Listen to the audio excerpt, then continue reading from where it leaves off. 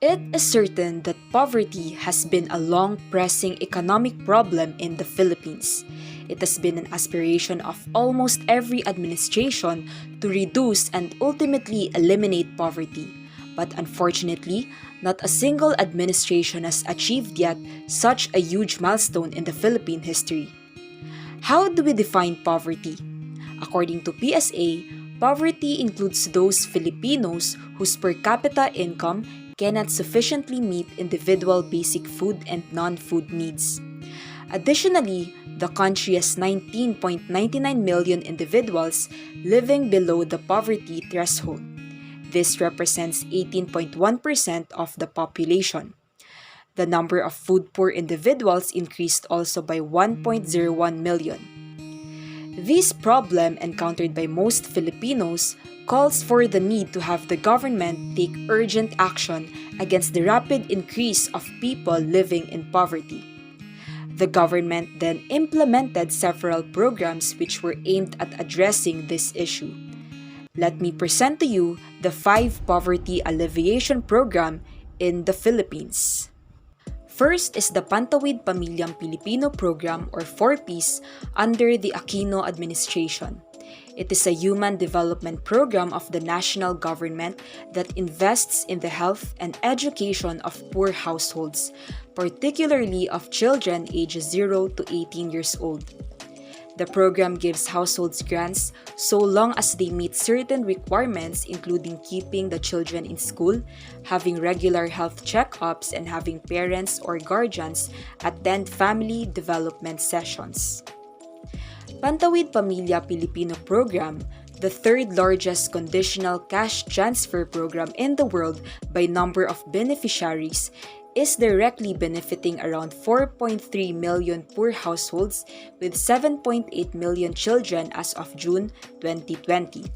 It also operates in all 17 regions of the Philippines, covering 79 provinces, 143 cities, and 1,484 municipalities. This means that 4Ps covers a wide scope of people benefiting from the program, which is a good thing as it will greatly aid in taking people out of poverty. It has also consistently shown encouraging results in keeping children healthy and in school. Both outcomes are important indicators of human capital accumulation, leading towards increased productivity in adulthood and eventually breaking the intergenerational transmission of poverty. Second is the Sustainable Livelihood Program or SLP, which is a capability building program of the DSWD that provides access to opportunities that increase the productivity of the livelihood assets of the poor, vulnerable, and marginalized communities in order to improve their socio-economic well-being. The SLP seeks to curb and ultimately reduce poverty by giving jobs and training to people as well as by moving highly low-income households into a viable means of support. The SLP has supported 1.3 million households since it was initiated. It is considered one of the most successful programs in Asia. Correspondingly, the number of families served by the SLP increased from 46,000 families in 2011 to 166,000 in 2017. By linking social protection with sustainable employment opportunities, it paves the way for the creation of employment for many. Overall, social protection schemes are considered a successful instrument to reduce poverty in most countries. In the Philippines, the importance of a social protection system is to build resilience among Filipinos. The third poverty alleviation program of the government being implemented by the DSWD is Kalahi CIDSS, National Community Driven Development Program. It uses the Community-Driven Development or CDD approach, a globally recognized strategy for achieving service delivery, poverty reduction, and good governance outcomes. As objectives, the KCNCDDP is aimed at empowering communities to meet challenges and opportunities such as access to basic services and protection against risk, increasing the functionality of institutional mechanisms such as good governance and responsiveness, and reducing poverty in its multiple dimensions. In 2014, Kalahi CIDSS was able to implement 855 community projects, benefiting 306,876 households. It mobilized and trained 60,418 community volunteers to participate in the program, from the preparation and implementation of the sub-projects to the operation and maintenance of such. It also made positive contributions to community empowerment, as well as produced a high rate of acceptance of turnover agreements by local government units, and 90% improvement of access to basic services of households in the poorest provinces in the Philippines, and participate in more inclusive local planning, budgeting, and implementation. To conclude, the overall outcome rating for the program was positive. Fourth is the Angat Buhay program, which was launched in October 2016. It is the contribution of the Office of Vice President Lenny Robredo in the fight against poverty. The program aims to address the needs of families in the farthest and the poorest communities in the country.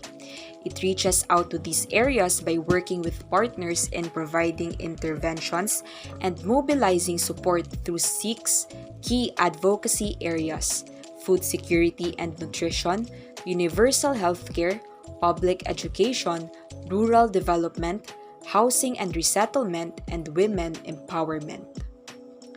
Angat Buhay program has helped 622,000 families across the country since 2016. It has mobilized 82.14 million worth of health projects, and there were projects worth 39.49 million pesos that were initiated to address malnutrition.